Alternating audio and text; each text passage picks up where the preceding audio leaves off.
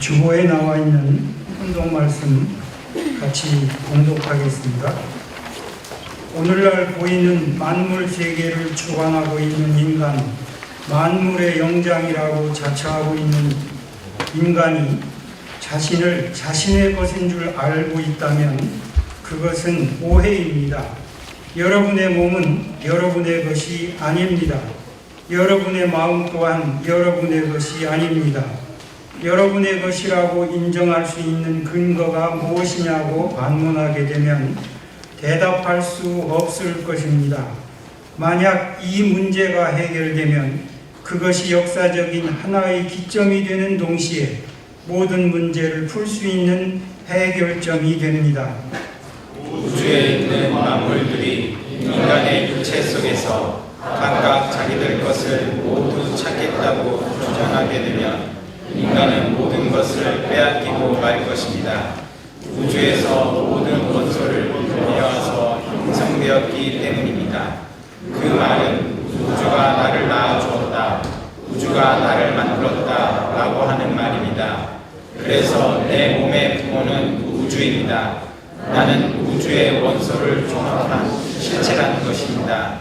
그러므로 나는 움직이는 우주다, 나는 활동하는 우주다 라는 것입니다. 이러한 관점에서 우주를 사랑해야 됩니다. 지금까지 자기가 갖고 있는 물건 혹은 자기 소유의 재산은 자신이 잠시 관리하는 과정에 있습니다. 즉 여러분은 관리인이라는 것입니다. 각자가 잘 관리하여 하나님 앞에 봉헌해 드려야 할 이 만물은 참된 부모의 품을 거쳐 하나님의 품으로 돌아가야 합니다. 여러분이 갖고 있는 것은 여러분의 것이 아닙니다. 내가 살고 있는 물질이 내 것이 아니면 내가 먹고 있는 밥이 내 것이 아니면 내가 생각하고 있는 사소한 일상을 생각하는 것도 내 것이 아닙니다. 이것은 영원으로 계산할 수 있는 공적인 아버지를 중심하는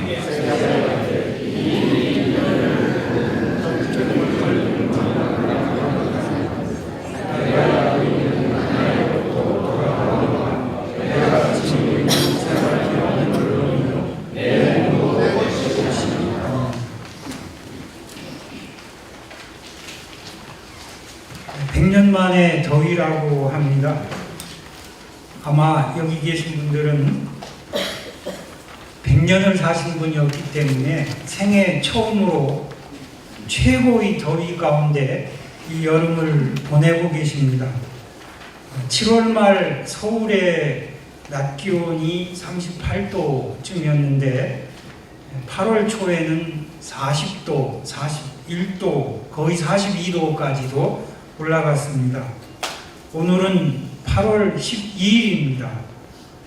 이제 기승을 부리던 더위가 한풀 꺾여서 저녁 시간에, 밤 시간에는 선선한 바람도 부는 것을 느낄 수 있었습니다. 오늘은 기후변화를 소재로 해서 말씀을 시작하고자 합니다. 어느 신문에 보면 기후변화 문제는 1950년대부터 논의되기 시작했다고 합니다. 그러다가 1979년에 세계기후회의에서 탄소 배출량을 감축해야 지구가 온난화되는 것을 이렇게 막을 수 있을 것이다라는 논의를 했다고 합니다. 그렇지만 산업계 로비단체, 특히 에너지 산업 쪽에서 정치권에 로비를 해가면서 기후변화는 사기다라고 주장을 했고, 그런 산업계의 흐름이 결국은 작년에 트럼프 대통령으로 하여금 파리 기후협정에서 탈퇴하도록까지 했습니다. 파리 기후협정은 산업혁명 때보다 지구 온도를 2도 정도 이내로 상승시키자. 더 상승시키는 것은 지구에 큰 문제가 되기 때문에 2도 이내로 상승시키는데 전 세계가 협조하자 그래서 탄소 배출량을 규제하는 조치였습니다. 그런데 세계 가장 강국 미국이 탈퇴하면서 탄소 배출 조정에 문제가 생기고 있습니다. 물론 그것뿐만 아니라 여러 면에서 지구가 뜨거워지겠지만 하여튼 올해의 이 폭염, 산불, 가뭄, 홍수 등은 이러한 기후변화의 결과입니다. 학자들은 이미 지구가 산업혁명 때에 비해서 지구온도가 1도 상승했다고 합니다. 지구온도가 3도 오르면 네덜란드 학자가 발표한 건데 지상의 식물의 40%가 멸종된다고 합니다. 그런데 4도, 5도 정도 오르면 지금의 인류 문명은 아마 거의 파괴될 것이라고 보고 있습니다. 그래서 삶의 방식을 혁명적으로 바꾸지 않는다면 인류 문명을 존속시킬 수 없을 것이라는 거죠. 1972년도에는 로마 클럽 연구 보고서가 성장의 한계라는 제목으로 나타났습니다. 그것은 1900년부터 200년 동안, 그러니까 2100년까지 성장 추세를 예측해 보니까 인구는 증가하고 소비는 늘어나는데 보존 자원은 없기 때문에 아무리 기술을 혁신해도 지구 문명에 위기가 닥친다는 주장이었습니다. 그래서 성장하는 정책, 각 국가마다 경제를 성장시키고 문명을 성장시키는 성장을 멈추는 것이 대책이라는 주장이었습니다. 공상과학 영화에는 지구의 자원이 부족해지면 외계에서 자원을 끌어오면 되는 것을 가상하고 영화를 만들기도 합니다만 현실적으로는 학자들이 말하는 것처럼 성장을 멈추는 방안이 대책인 것 같은데 어느 나라도 자기 나라가 성장을 멈추기를 바라는 나라는 없고 또 소비를 줄이려고 하지도 않습니다. 선진국, 개발국일수록 과소비 사회입니다. 소위 저개발국, 개발도상국이 그 상태로 머물려고 하지 않고 선진국을 따라서 과소비 사회로 진입하려고 애쓰고 있습니다. 그것이 지금까지 현대 문명이 성장을 추구해온 방향이기도 합니다. 지난 7월 23일자 세계일보를 보면 외국 어떤 기구가 진단한 건데 한국이 생태자원 과다소비 국가 1위라고 나와 있습니다. 이건 무슨 뜻이냐면 한반도에는 물론 인구 밀도가 높기 때문이긴 하겠지만 한반도가 과소비 국가라는 것입니다. 만일에 한국인이 현재의 소비 상태를 계속 유지하려고 한다면 남한 영토의 8.5배가 필요하다고 합니다. 그리고 세계가 한국 사람처럼 소비하려면 지구가 세계 반이 필요하다고 합니다. 한국뿐만 아니라 주요 전 세계 국가들이 자원을 과소비하고 있는 상태입니다. 그래서 그 후유증이 지구온난화, 해수면 상승, 자원 고갈, 환경 오염, 여러 가지의 기상이변으로 나타나고 있습니다. 여러분들이 유튜브를 검색해 보시면 바다가 온갖 쓰레기와 바다 위뿐만 아니라 바다 속에도 온갖 쓰레기로 차 있는 것을 볼 수도 있습니다. 그래서 이런 온난화, 해수면 상승, 기상이변, 환경오염 같은 것은 인간이 만들어 놓은 재해, 인재라고 보아야겠습니다. 저는 오늘 아침 일찍 수원에서 지하철을 타고 아산역까지 왔습니다. 신창행을 탔는데요. 짧은 팔을 입었는데, 짧은 팔 상의를 입었는데 춥습니다. 그 다음에 거기서 5번 버스를 타고 공대 주차장에서 내렸습니다. 그 버스도 냉방을 너무 해서 춥습니다. 이렇게까지 해야 되나? 그런데 몸이 뜨거운 분들은 그것이 적절하겠죠. 그렇지만 이 여름에 지하철을 타든 버스를 타든 약간 덥다는 정도로 냉방하면 큰 문제가 있는가 생각을 하게 되었습니다. 지구온난화는 인간이 과소비를 한 결과이고요. 또 지구에 큰 상처를 준 것인데 지구가 원상회복을 하지 못하고 있기 때문에 나타나는 것이라고 볼 수 있습니다. 시골에서는 지하수를 뽑아서 식수로 사용하는데 밀집된 지역에서 이 집 저 집 다 지하수를 쓰게 되면 지하에 있는 물이 한계가 있죠. 그러면 어떤 돈 많은 집은 더 깊이 팔 겁니다. 그래야 물이 나오니까. 그렇게 되면 얕게 판 집들의 우물은 마를 수밖에 없습니다. 그러니까 일정 지역에 사는 사람들이 물 소비를 적절히 해서 비가 내려서 지하수로 찰 수 있을 정도로 소비를 하면 문제가 없는데, 사실 제 고향 당진에도 동네 한가운데 축사가 생겼습니다. 축사에서 물을 많이 쓰기 때문에 옆집들이 지하수를 더 깊이 팔 수밖에 없는 그런 상황으로 가고 있습니다.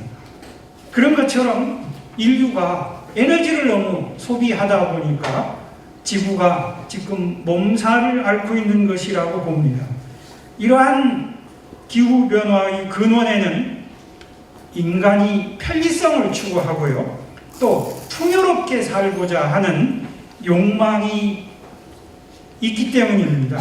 그리고 자본주의가, 그리고 과학기술 문명이, 또한 소비주의가 결탁해서 인간의 욕망을 자꾸만 부추깁니다. 특히나 광고나 마케팅에서 고객의 욕망을 자극해서 더 많은 소비를 하도록 부추기기 때문이라고 봅니다. 하여튼 지구는 지금 인간의 과소비로 몸살을 앓고 있습니다. 어떤 과학자들은 각국 정부가 파리 기후변화 협정을 그대로 준수해서 탄소 배출을 줄여도, 그러니까 2도 정도 온난화되는 것으로 붙들고 있어도 다른 요소들이 온난화를 또 끌고 가기 때문에 지구온난화는 막을 수 없을 것이라고도 주장합니다. 그래서 나온 대책이 뭐냐면 화석연료 사용을 중단하라. 석유도 못 쓰고 석탄도 못 씁니다. 그리고 산림을 보호하고 지구에 더 많은 나무를 심지 않는 것이고, 또 하나는 태양광선을 차단하는 기술을 개발하고 대기 중에 탄소 흡수 장치를 설치하는 기술도 개발해서 이 문제를 막자고 주장하는데, 과연 과학기술이 언제 이를 해결할 수 있으며, 또한 화석연료 대체할 수 있는 에너지가 예를 들면 태양광이라든지 또는 다른 에너지 산업기술이 어떻게 개발되면 가능한 것인지 저로서는 알 수 없습니다. 이제 이런 과학적 문제는 접어두고, 그렇다면 우리 가정연합의 관점에서는 이 물질의 소비를 어떻게 보아야 하는지 생각해 보고자 합니다. 우리가 다 아는 것처럼 창세기 1장 28절에 3대 축복을 말씀하고 있습니다. 그 중에 제3축복이 만물을 다스리라는 것으로 인간과 만물의 관계를 말하고 있는 것으로 볼 수 있습니다. 전통 기독교는 이것을 인간이 만물을 지배할 수 있는 것으로 생각해서 만물에 대한 오남용 쪽으로도 갔던 것이 사실입니다. 그렇지만 통일 원리는 만물을 주관하라, 만물을 사랑하라는 관점에서 창조 목적에 합당하게 만물을 활용하는 것으로 만물 다스림을 이해하고 있습니다. 이런 만물에 대한 사랑, 만물에 대한 참사랑이 무엇인지 오늘의 훈독 말씀에서 좀 더 살펴보고자 합니다. 여러분들 그 주보의 훈독 말씀을 문단별로 한번 좀 더 생각해 보시면 좋겠습니다.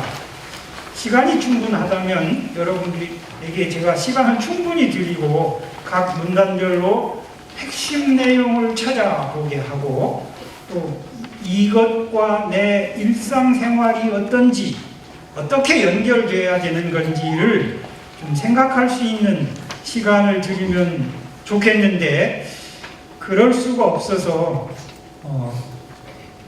제가 주도로 이 각 문단을 좀 이해해 보고자 합니다.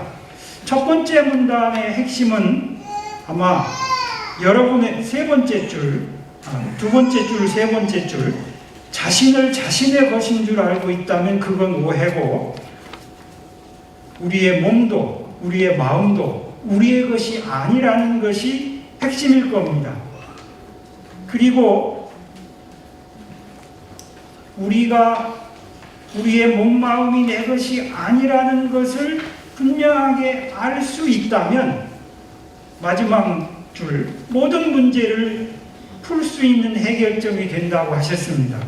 아마 인류의 근본 문제를 풀 수 있는 열쇠가 되는 거라고 이해해도 될 것 같습니다. 두 번째 문단은 우주가 나를 만들었다는 거죠. 이거는 좀 쉽게 이해할 수 있습니다. 내 출발은 어머니의 태중에서 수정란으로 시작됐습니다. 어머니의 태중에 있는 나는 어머니의 탯줄을 통해서 양분을 흡수했습니다. 내 어머니는 음식물을 드시면서 가장 귀한 양분을 태아에게 전달해 주신 거죠.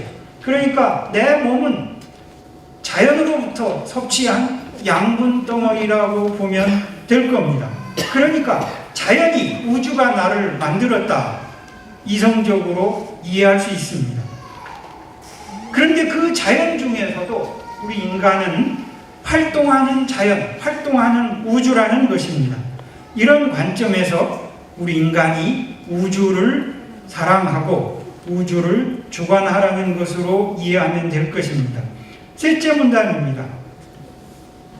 핵심은 아마 우리는 만물에 대한 관리인이라는 것일 겁니다.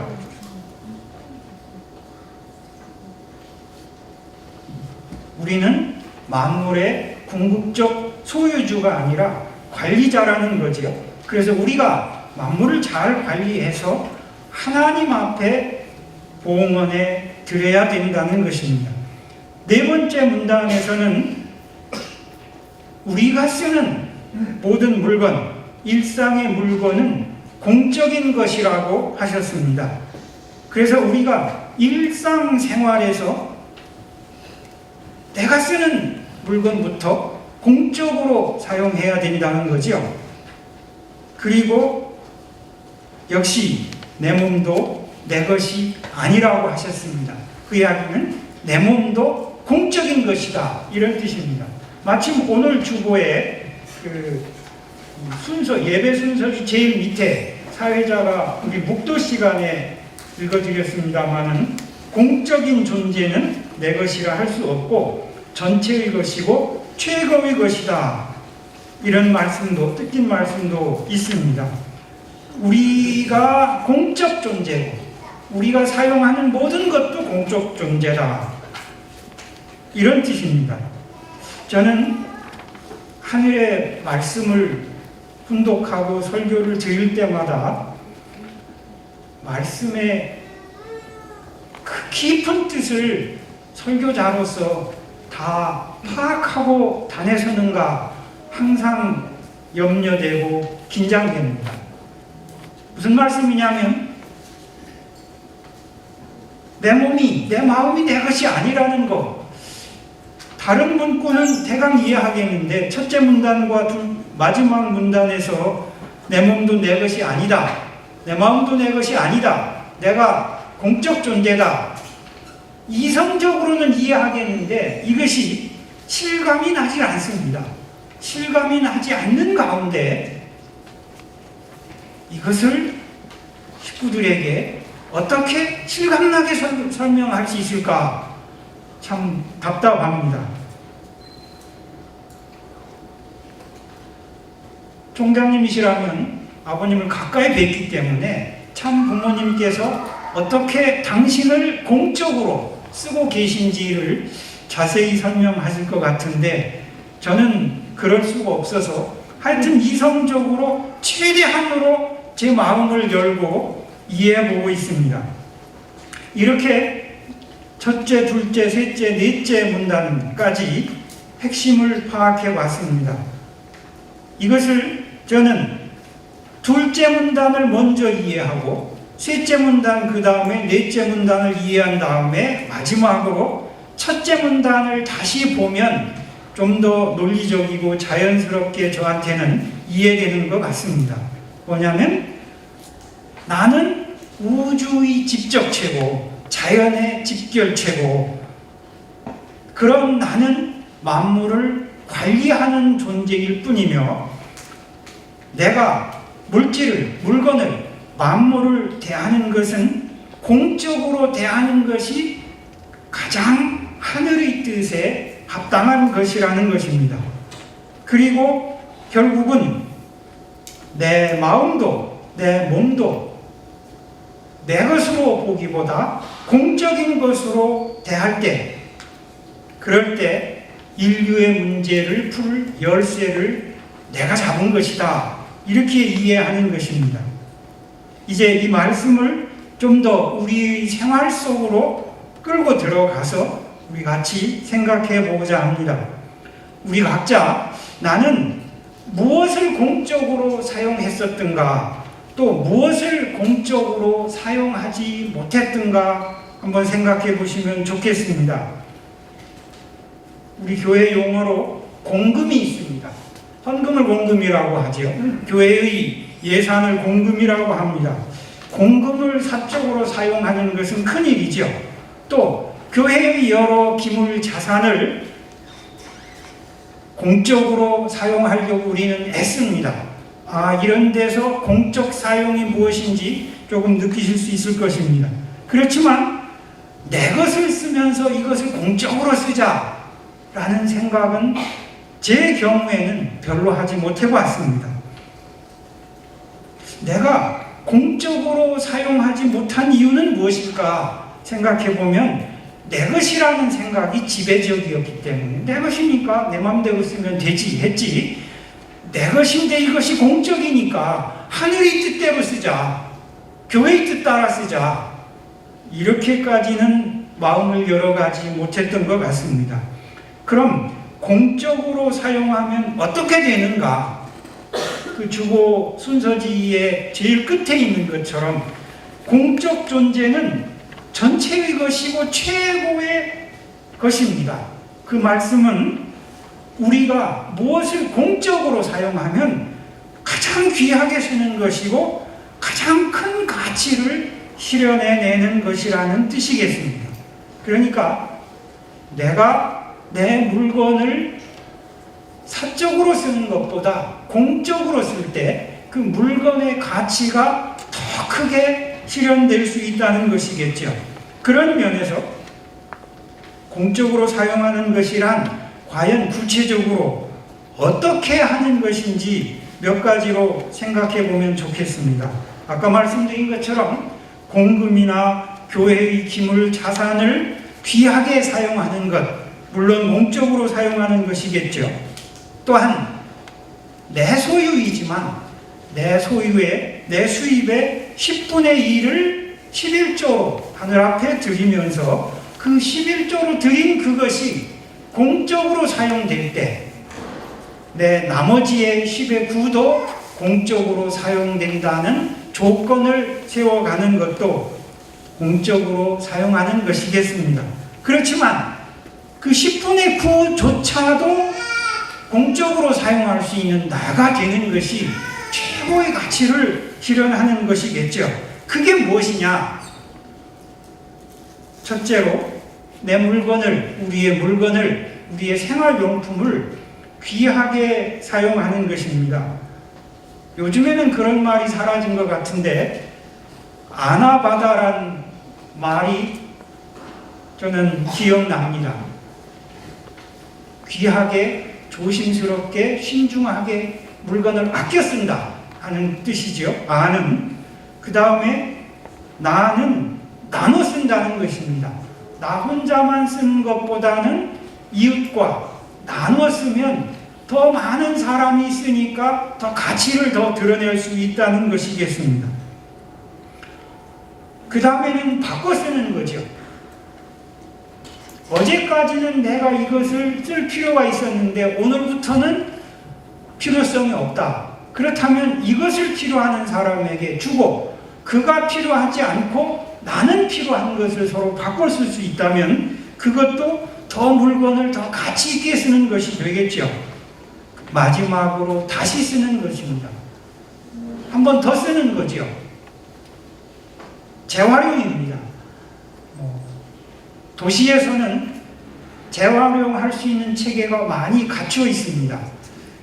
그런 면에서 우리 선문대학교는 폐기물 재활용이 좀 부족한 것 같습니다. 우리 교회에서 바자회를 열어서 안 쓰는 것, 집에 묵혀두고 있는 것을 나눠 쓰려고 하는 것도 좋은 방안이라고 봅니다. 요즘에 쓰레기가 많이 생산되고 플라스틱이 많이 생산되기 때문에 일회용품 줄이기 운동하는 것도 공적으로 더 가치 있게 쓰려는 운동의 일환이 아닌가 봅니다. 궁극적으로는 내 몸마음이 좀 불편해도 소비하려는 욕망을 줄이면서 자원을 낭비하지 않는 것이 우리들의 삶으로, 우리의 생활로 나타나야 될 것이라고 봅니다. 이러한 사항들이 개인에게서 또 가정에서 그리고 사회에서 교회에서 국가 전체가 인류 전체가 할 수 있다면 화석연료 사용 중단 가능할지 모르겠습니다. 그리고 기후변화 막을 수 있을지도 모르겠습니다. 한번 시도해 볼 만한 것이 아닌가 생각합니다. 이렇게 보면 공적 사용은 참사랑이고 우리가 만물을 참으로 사랑한다는 것은 더 가치 있게 사용하는 것이고 그것은 결국 공적 사용의 개념이 들어가야 될 것이라고 봅니다. 우리는 참사랑이라는 말을 자주 했는데 보통 참사랑을 사람에 대한 사랑으로 많이 생각했지 만물에 대한 생각으로는 많이 하지 못한 것 같습니다. 이런 계제에 우리가 만물을 어떻게 더 진정으로 사랑할 수 있고 자연을 보존할 수 있고 환경을 깨끗하게 유지할 수 있는 것이냐를 깊게 생각해 보면 좋겠습니다. 참부모님 말씀 두 가지를 더 소개해 드리고 싶습니다. 천성경 647쪽에 보면 참된 사랑을 갖고 만물을 보호 육성하는 사람이 만물에 대해서도 참된 주인이라고 했습니다. 우리는 만물을 사용하려고는 했지만 만물을 보호한다, 만물을 육성한다라는 생각은 농부들은 하겠지만 우리가 볼펜을 쓰면서 또는 책을 쓰면서 자동차를 쓰면서는 생각하지 못했는데 만물을 사랑하고 보호하고 육성하라고 했습니다. 유교 개념에서는 성물이라는 뜻이 있습니다. 이룰성자에 물질하는 물건하는 물입니다. 만물을 사람이 제대로 완성시킨다는 이런 뜻으로 알고 있습니다. 우리가 만물을 보호 육성하고 자연환경, 우주 자체, 지구촌을 보호 육성하는 깨어있는 참 주인으로 나아가라는 말씀이라고 봅니다. 또 하나는 천성역 658쪽에 보면 하나님을 사랑하기 전에 여러분의 발 앞에서부터 여러분이 먹는 음식, 여러분이 쓰는 물질, 여러분이 사용하는 만물을 사랑하고 여러분의 몸을 사랑하라고 하셨습니다. 하나님을 사랑하기 전에 우선 내 생활권에서부터 음식이나 옷이나 주거의 모든 물질들이나 이런 것들을 사랑하고 보호하고 육성하고 그리고 우리 자신을 사랑하고 보호하고 육성하고 그리고 나서 하나님을 사랑하는 것, 이렇게 저는 해석해 보았습니다. 이처럼 하늘은 우리들의 일상에서 만물을 참 사랑하고 만물뿐만 아니라 자기 자신에 대해서도 참 사랑하기를 요구하십니다. 그 참 사랑은 공적으로 취급하라는 거죠. 그리고 가장 가치 있게 활용하라는 것이 되겠습니다. 그렇다면 우리가 음식도 어떻게 하면 가장 가치 있게 먹을 수 있을까? 물론 소화를 잘하고 적절하게 먹는 것도 필요하지만 먹은 다음에 어떻게 내가 가치 있는 삶, 선한 삶을 실천함으로써 음식이 제 값을 할 수 있도록 할 것인지도 생각해 볼 필요가 있겠습니다. 결론을 짓는다면 오늘의 말씀은 참 사랑을 실천하는 자가 참 주인인데 의식주 생활에서부터 만물을 공적으로 대하고 나아가 자기 자신도 공적으로 취급하라는 것입니다. 우리는 그러한 삶의 표상을 참 부모님으로 모시고 있습니다. 참 부모님께서 하늘을 대할 때, 사람을 대할 때, 만물을 대할 때 그렇게 대하시리라고 저희들은 믿고 있습니다. 참 아버님께서는 호텔에서 가장 작은 수건을 사용하신다고 들었습니다. 우리가 휴가 때 여행 가서 펜션에서 어떤 숙소에서 우리들의 삶이 어땠가를 다시 한번 돌아보면 좋겠습니다. 참 어머님께서는 당신의 소유를 아낌없이 식구들에게 나누어 주십니다. 우리가 집안 곳곳에 쌓아두는 물건들이 과연 남에게는 절실하게 필요한 것은 아닌지 생각해 볼 필요가 있겠습니다. 참 부모님께서는 당신 자신들을 공인으로 취급하고 계십니다. 그렇다면 참 부모님을 모시는 우리들도 그렇게 살 수 있는 방안을 찾아야 될 것이라고 봅니다.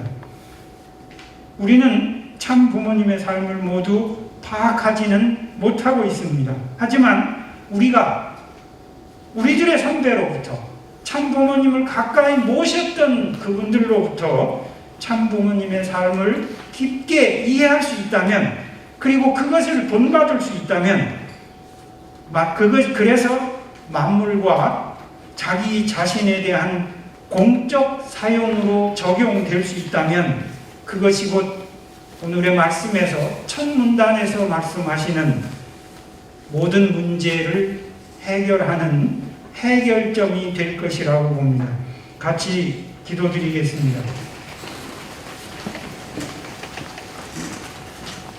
하늘 부모님, 참 부모님, 만물에 대한 참 사랑은 만물을 보호하고 육성하는 것도 포함됨을 알았습니다.